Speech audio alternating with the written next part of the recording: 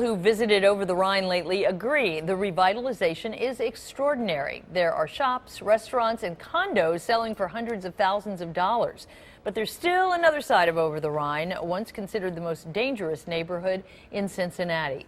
9 on Your Side anchor Tanya O'Rourke took a look at both. Tanya? You know, Carol, with this area in Over-the-Rhine, most of it is really beautiful. They've spent $315 million to make it appealing to virtually everyone.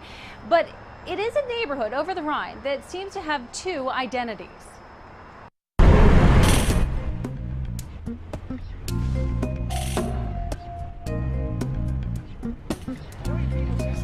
On a Friday night in Over-the-Rhine, you'll find all types of people mingling.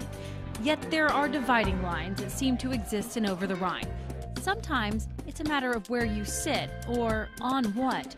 On this block, the chair is a bar stool. Look down the street to your right, and the seat is no more than a folding chair or a milk crate. Lee McCoy is a lifelong resident of the Over-the-Rhine. I feel like I'm being pushed out a little bit, but I'm not going anywhere. McCoy doesn't like all the rapid changes to the neighborhood. These same apartments that you now see, there's condos and lofts. I used to rent them for $150 a month. Now they are $1,500.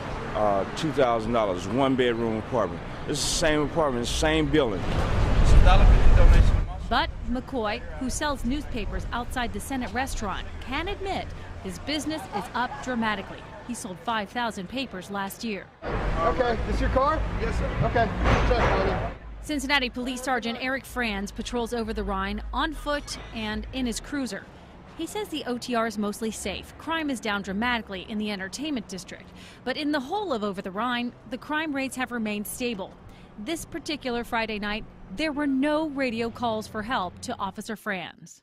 Up until about 4 years ago, this is Clay Street. You could buy any kind of drug you wanted here. Now it's urban as well. You know, people are coming in trying to take back the city, live close to downtown. Over-the-Rhine community. A large group of residents showed up at the first Citizens on Patrol meeting for Over-the-Rhine last week. Michael and Karen Hogue used to live in Westchester. They say there are nuisances and aggravations that go along with living in OTR, but it's a much more interesting neighborhood. You know, you get tired of the homogeneity of the neighborhoods in the suburbs. This was just a much more interesting, much more vibrant, much more community-oriented neighborhood. On a morning when people are still sleeping on the grass at Washington Park, downtown resident Caitlin Laurie is walking her dog Lucy. She loves Over-the-Rhine, but takes precautions. We like taking our morning walks down here in Washington Park. What about in the evening? Not as comfortable going during the evening. She takes her dog to the banks at night instead. She hopes OTR keeps getting better and better, but she admits it's the complexity of this place that draws her to it, the energy, excitement, and the diversity. Cincinnati Police Captain Gary Lee told me that the department, along with the community, in concert with the community, they're committed to making the Over-the-Rhine a safer place to live, to visit, to come, and to play.